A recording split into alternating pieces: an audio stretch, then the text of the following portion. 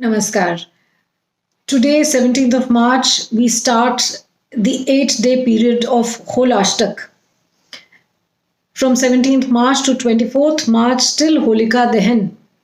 These 8 days are very important for worship. The tamasic Shaktis rise in this period, the negative Shaktis rise in this period, and with Holika Dahan, we settle those negativities. In these 8 days, the Narsimhi Shakti is supposed to be active, very, very active.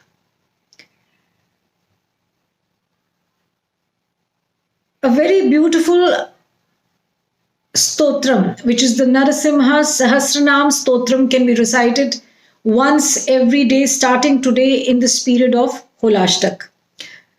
I see a lot of people waiting for Holi, spreading color, drinking, making merry. Great, but don't forget this is not all about that. Well, you can celebrate Holi on the 25th, but these 8 days of penance are very, very important. For those who find that the Narasimha Sahasranam Stotram is very long, they can do this shorter mantra of Narasimha. Ugram Viram Mahavishnum Jwalantam Sarvatomukham Narsingham Bhishanam Bhadram Mrityor Mrityum Namamyaham. This is a very, very powerful mantra. In the Tantric perspective, Narasimha is linked to Ma Chinnamastika.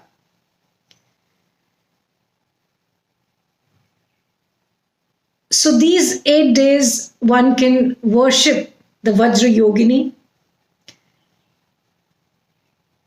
and do or simply do the Chinnamastika Sahasranam Stotram. These 8 days of worship will significantly help you in your spiritual practice.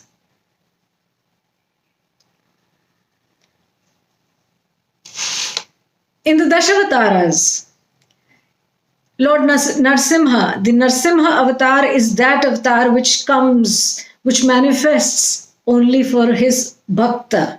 Bhakta Shiromani Prahalad. The rest of the avatars have larger leelas. They're there for a longer period of time, a longer duration, and their leelas involve many people, many clans across decades. But Narsimha comes to save a Bhakta Prahalad. And that is it. And to kill Hiranyakashyap. So for a Bhakta, the Lord has manifested himself. For one Bhakta, the Lord has manifested. That is why Prahalad is referred to as Bhakta Shiromani Prahalad. Such was his bhakti. Holashtak is also that period. Falgun Shukla Ashtami is that day when Kamdev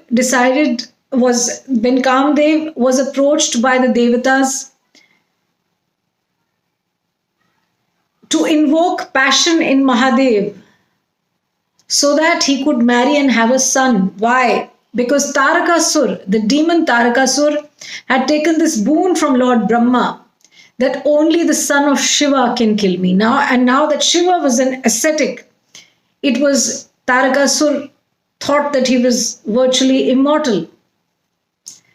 So when the Devatas pleaded with Kamadeva to invoke passion in Mahadeva's heart, well, Kamadev along with Rati decided to break Mahadev's dhyana or meditation. And we all know how he was burnt to ashes when the mercurial temper of Mahadev rose, and from his third eye he emitted the fires which burnt Kamadev to ashes. That day is also Falgun Shukla Ashtami. And then Rati prays to Mahadev to resurrect her husband give him life again, and he's again, the life force is again renewed in Kamadev in that period, and that is the day of Holika Dahan. So this is that period when Kamadev is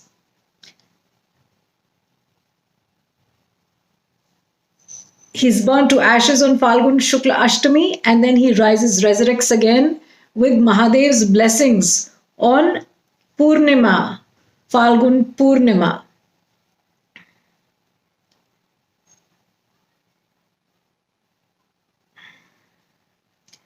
In these 8 days, tapasya is of great merit. We don't do any shubha, auspicious ceremonies, marriage-related ceremonies, griha pravesh, even job changes should be avoided in this period. So don't begin to start a new job in this period of Holashtak. Let it be in status quo. Let everything be in status quo except your worship, except your spiritual practice.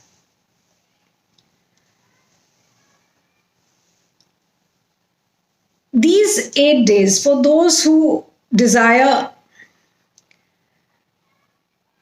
material gains, wealth, this is also a period. These 8 days, Mahalakshmi is worshipped as well. And we all know Mahalakshmi is not just about wealth, it's Ashtalakshmi.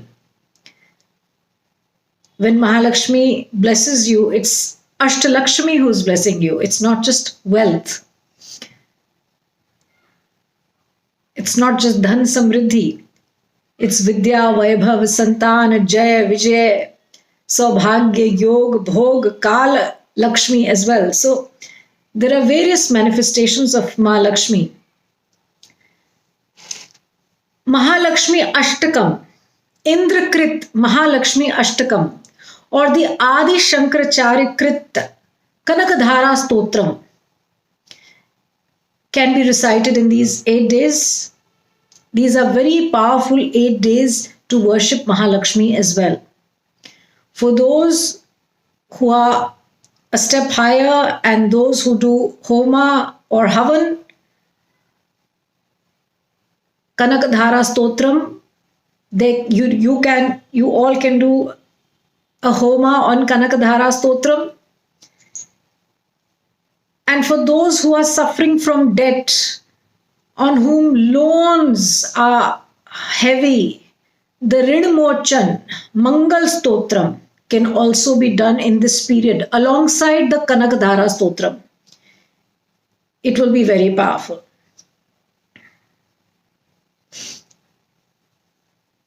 Or simply the Lakshmi mantra, Om Shrim Shriye Namah.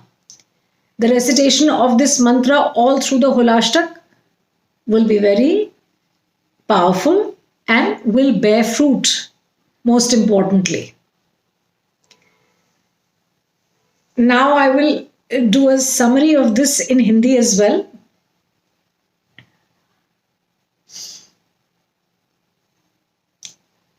आज 17 मार्च 2024 से होलिका दहन 24 मार्च तक होलाष्टक का ये समय है। इस समय में आप की साधना जो है वो बढ़ जानी चाहिए, अगले स्तर पर जा सकती है। ये ऐसा काल है, ये होलाष्टक के 8 दिन ऐसा काल है जब गहरी साधना करने का समय है, क्योंकि जो इन्वायरमेंट में अणु परमाणु है इस समय वो तामसिक हैं, नेगेटिव एनर्जीज बहुत बढ़ चुकी हैं और होलिका दहन के साथ ये खत्म होती हैं। होली आप सब लोग मनाते हैं, बहुत उसमें सेलिब्रेशन होती है, मगर हम ये भूल जाते हैं होली सिर्फ सेलिब्रेशन नहीं है, वो आसुरी शक्तियों का दहन है, इस बात की सेलिब्रेशन है।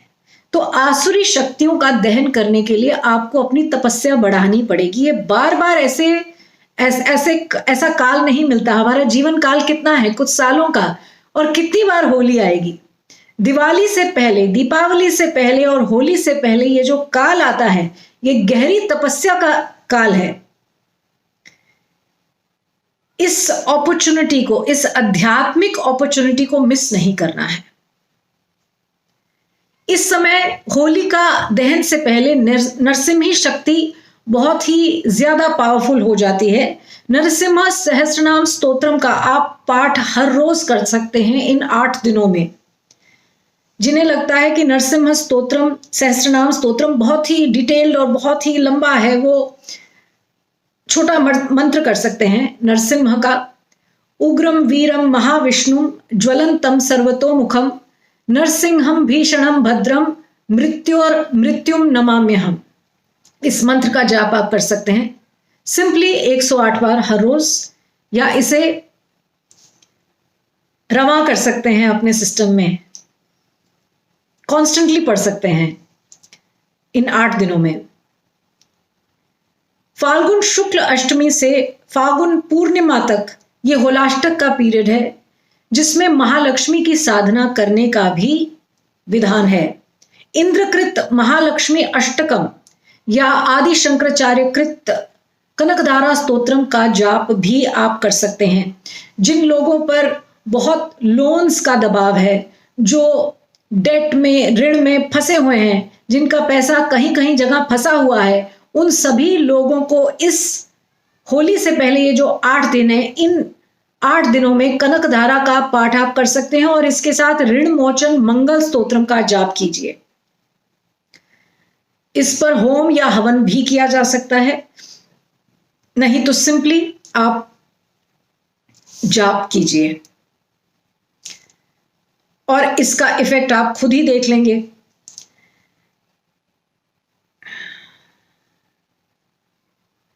तांत्रिक पर्सपेक्टिव में भगवान नरसिम्हा का जो इक्वेशन है वो मां छिन्नमस्तिका, जो छिन्नमस्तिका महाविद्या है, उनके साथ है।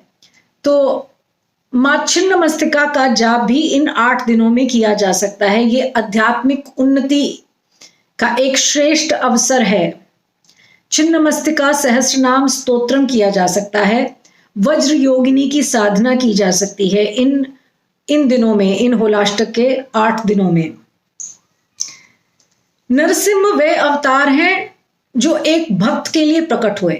वह भक्त प्रताड़ित हुआ अपने पिता से और नरसिम्हा भगवान ने हिरण्यकश्यप का वध किया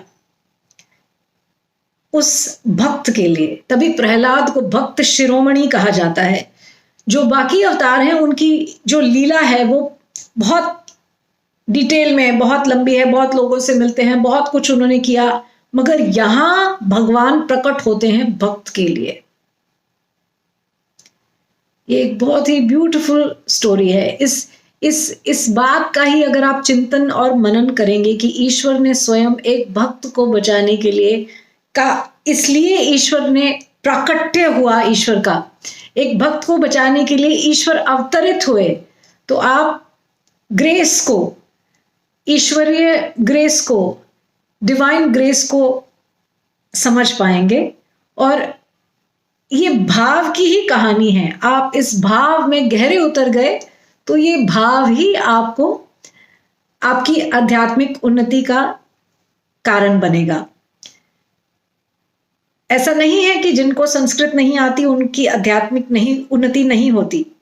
नहीं तो हर प्रकांड पंडित तो एक रियलाइज सोल हो गया होता, ऐसा तो नहीं है।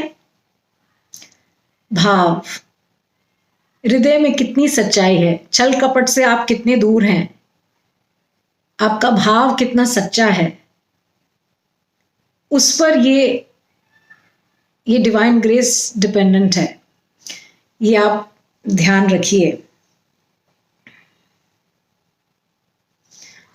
फागुन शुक्ल अष्टमी वह दिन भी है जहां कामदेव कोशिश करते हैं महादेव की साधना में बाधा डालने के लिए, ताकि महादेव अपने ध्यान से बाहर निकलें, क्योंकि महादेव और शक्ति का ही वह पुत्र है जो कि आगे जाके तारकासुर का वध करेगा। और अगर महादेव ध्यान में चले गए और महादेव का पुत्र नहीं हुआ तो तारकासुर का वध कैसे होगा। इसलिए देवता कामदेव को रिक्वेस्ट करते हैं कि महादेव की साधना भंग की जाए, और महादेव क्रोधित होकर कामदेव को भस्म कर देते हैं। वह भी फागुन शुक्ल अष्टमी को होता है। और फिर रति महादेव से प्रार्थना करती हैं कि उनके पति को जीवित किया जाए, और फागुन पूर्णिमा को वो जीवित होते हैं। तो होलाष्टक वह पीरियड भी है जहां कामदेव के भस्म होने में और उनके रेजरेक्शन में वो जो 8 दिन है, वो भी यही 8 दिन है होलाष्टक के। आप जरूर होली सेलिब्रेट करें, मगर सेलिब्रेशन क्यों है इसे समझें। हर सेलिब्रेशन के पीछे एक आध्यात्मिक वजह है। ये ऐसे ही नहीं ये फेस्टिवल्स बने हैं।